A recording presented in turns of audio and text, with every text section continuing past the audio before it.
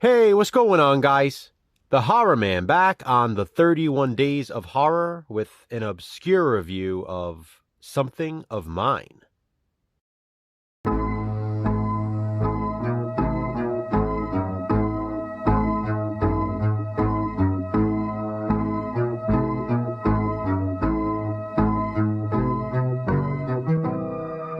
This is the first video in my new obscuREviews series. Fittingly, I decided to go with something Halloween related, since we are currently within the 31 Days of Horror. Plus, not only is Something of Mine an obscure movie, but it's probably the rarest VHS tape in my entire collection. It's lost on VHS, and extremely rare.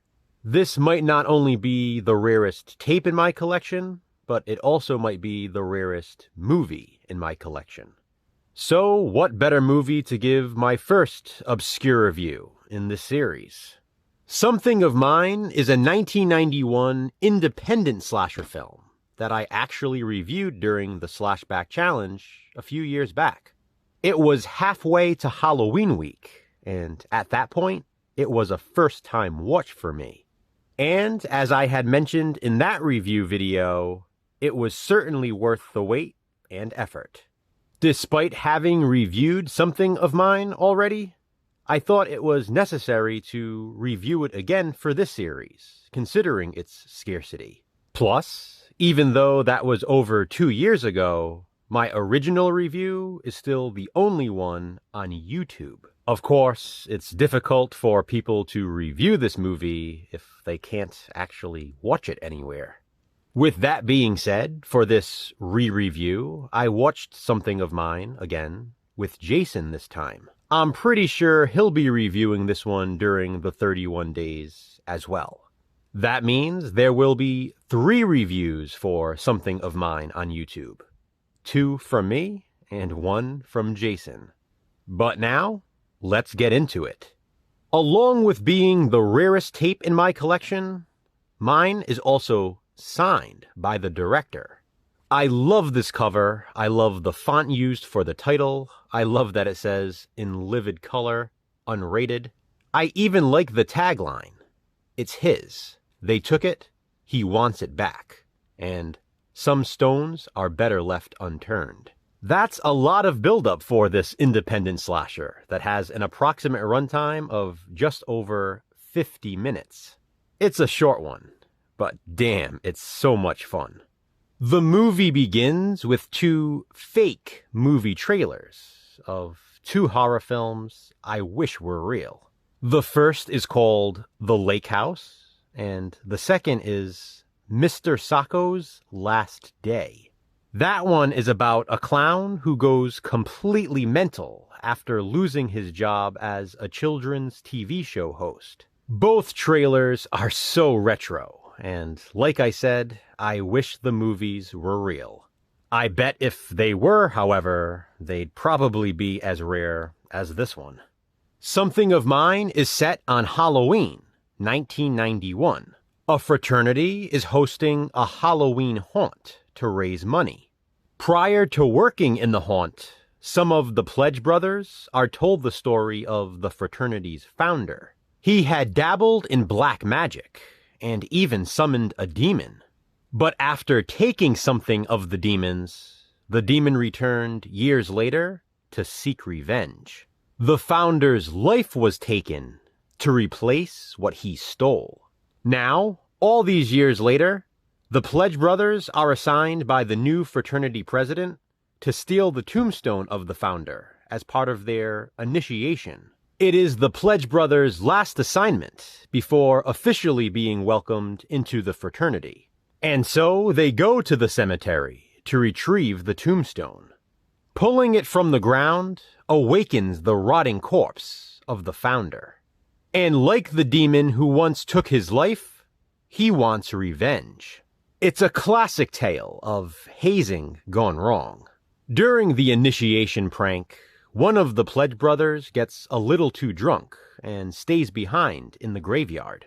He becomes the first victim of the resurrected founder, being stabbed through the face with a broken liquor bottle. Meanwhile, the rest of the fraternity brothers are back at the house, getting dressed in their Halloween costumes and ready to work in the haunt.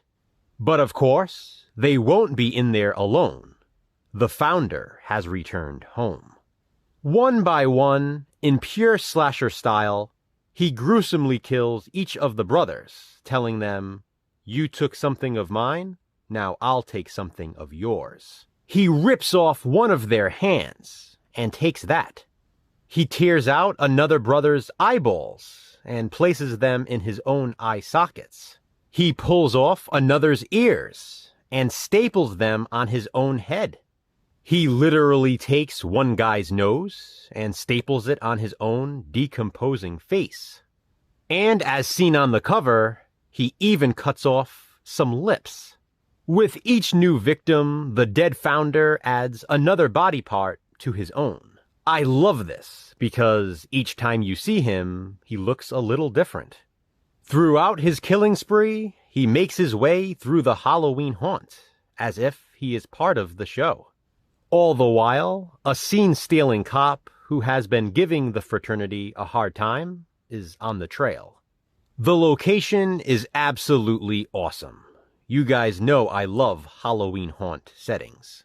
The setting of this one reminds me of those of Scary Movie and Haunted Ween, both released the same year as Something of Mine in 1991. There's a scene with a young couple caught fornicating in the haunt.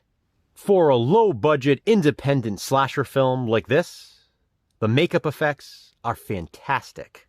The killer is gooey. He oozes with blood and slime. As he kills each of his victims, he has some good one-liners too, sort of like Freddy Krueger. For example, when he cuts off the guy's lips, he says, "That's enough lip from you." He really sells the lines too. He has such a cool voice and an overall ominous presence. I love the look of the zombie founder, and I also love the look of the demon featured earlier in the film. The kill effects are really well done, and the acting in Something of Mine is very cheesy. Of course, I mean that in the best way possible. I wouldn't expect anything less from a movie like this. The cheese adds to the entertainment value, and believe me, Something of Mine is great. Some of the characters are even named after the New Kids on the Block, which was a very popular band at the time. There's a Donnie Wahlberg character, a Jordan Knight, and a Joe McIntyre. The dialogue between the characters is witty. It's genuinely funny and realistic. The movie is very early 90s, and I like the look of the fraternity house. Obviously, it should go without saying, the Halloween haunt setting is my favorite aspect of Something of Mine. Something of Mine even features original songs written specifically for the film. The title song, Something of Mine, is extremely catchy, and it plays over the end credits. The killer dances through the graveyard, singing the song as the closing credits roll. That makes it worth sitting through the credits until the very end. What more can I say about Something of Mine other than I absolutely love it? It's so damn fun. So much fun. I cannot express that enough. Given its low budget and independent production, Something of Mine is a quality Halloween movie. This has become a Halloween season tradition for me after having first seen it just a few years back. It really delivers that Halloween feel, and it's a shame it's so rare. Something of Mine sets the mood for the season. I know Halloween fanatics would love this as much as I do, if they could find it. Fortunately for me, Something of Mine is Something of Mine. I'm so happy to have it in my collection. Be sure to check back soon for another obscure review. What are your thoughts on Something of Mine? Is this a movie you'd like to see? Comment below and let me know. Thanks for watching, guys.